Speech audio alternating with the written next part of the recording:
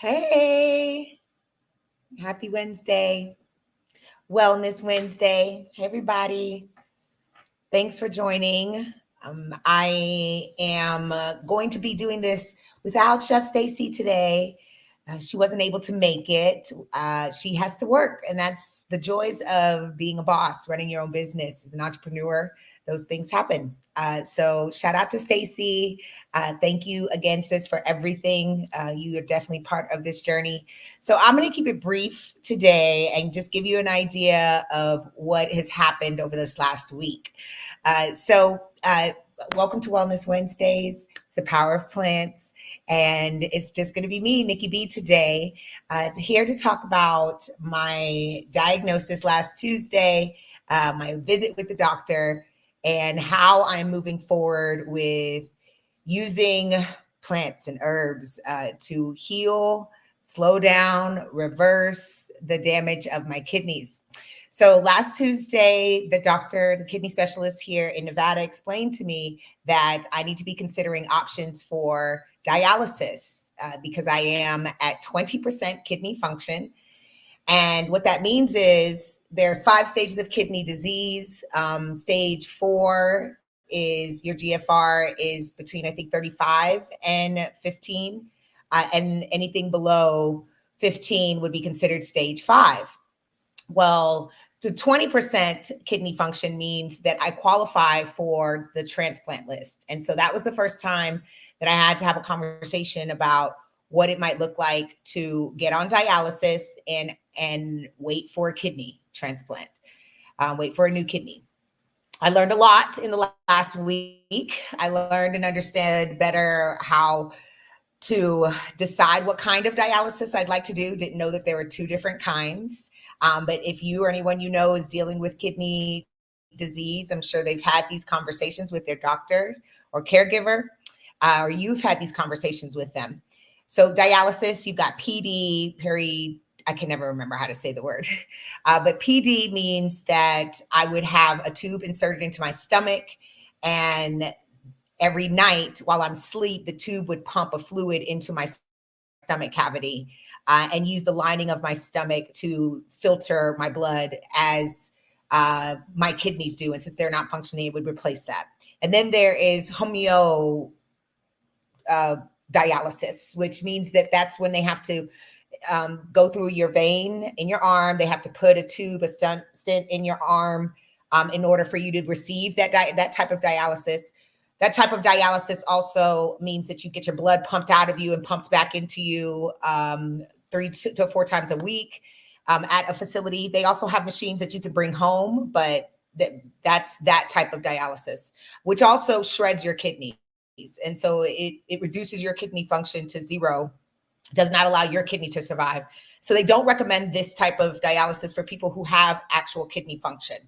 And that's not the dialysis I really wanted to do anyway. I didn't know about this new dialysis. So the PD, we'll call it that, dialysis, which is the tube inserted into my stomach, which means I would have to get a tube surgically put into my stomach cavity that I would have to hook up to this machine every night.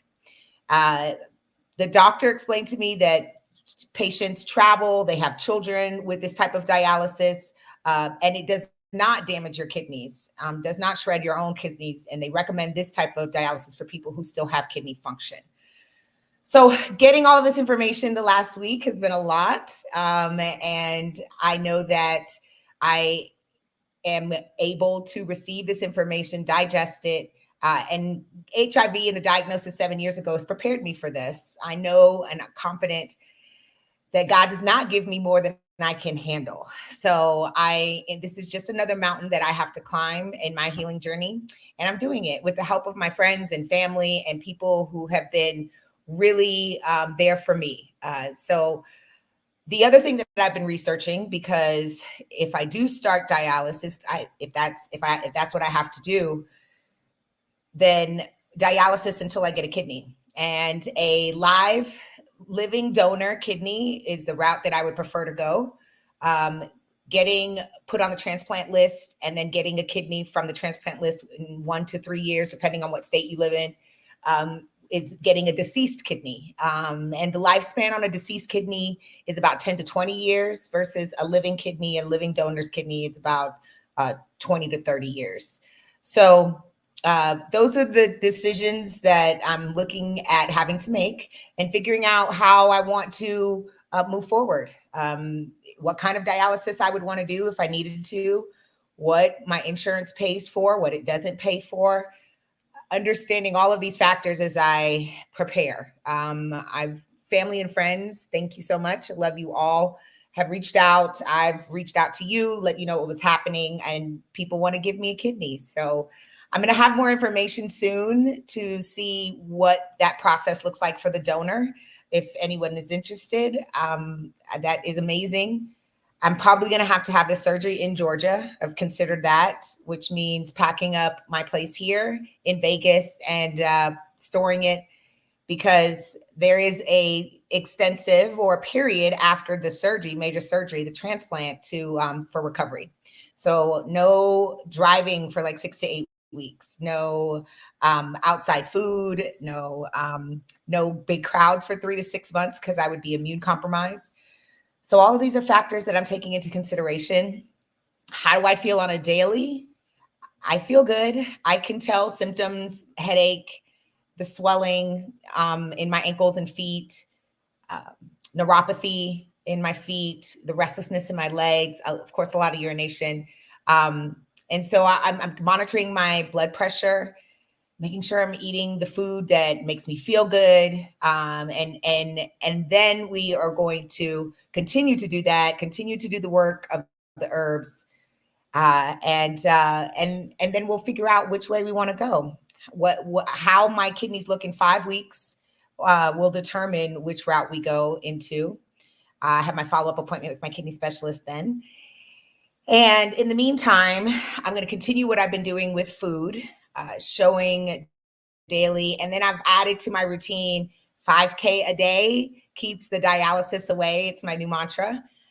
So I today, this morning before 8 a.m., I did 8K walking around Las Vegas Boulevard in some of the casinos and hotels because it was really smoky outside this morning. Usually I like going to Exploration Peak Park. I like being outside for my workout, but I chose to do a different route today and I got a lot more steps in. So that's my goal daily, drinking good, clean spring water and really resting a lot as well, because that's required when you're trying to heal. So next week, we'll have Chef Stacey back. We'll be talking about some new things, giving an update as well as far as the kidneys and what that looks like. But I love you all. Thank you so much for joining today. I'll be back next Wednesday, but in the meantime, make sure you check all the platforms. I'll be sharing some more details and information. And if you or anyone you love is having kidney issues, please, I'd like to build a community. Let's talk about it, see what resources we have out there. And because there's also a program that allows you to sign up.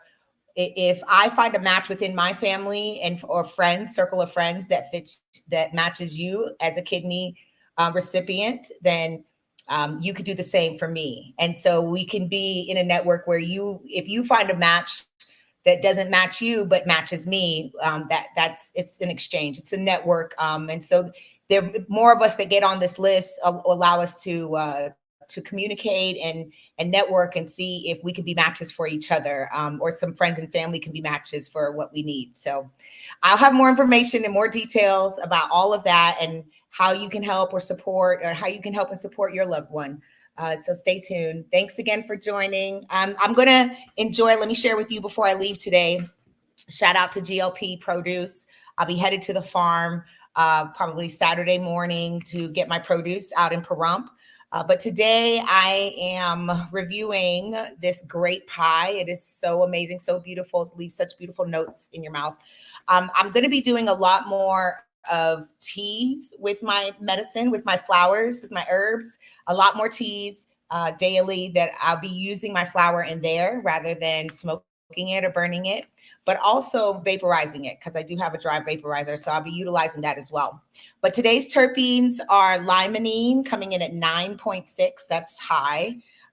Good high because you can taste it. A-pinene coming in at 3.7. and then beta carophylline. And so this is something I wanted to share because it's something new I learned. When I'm doing my research on terpenes, I like being able to share with you. So I didn't know that pinene is one of the most common terpenes found in nature. And you wouldn't think that pine needles and orange zest get their scent from the same chemical compound, but they do. Pinene is what's responsible for the pine essence in many trees while also providing the citrusy aroma of orange, lemon, and lime zest. I had no idea. I thought that was limonene, but it says that pinene also protects the skin from UV radiation and it is also anti-inflammatory and antioxidant. So pinene, new one of my favorite terpenes here. So thank y'all again for joining me. I hope that you all stay medicated and energized. All right. Take care. Bye. Bye.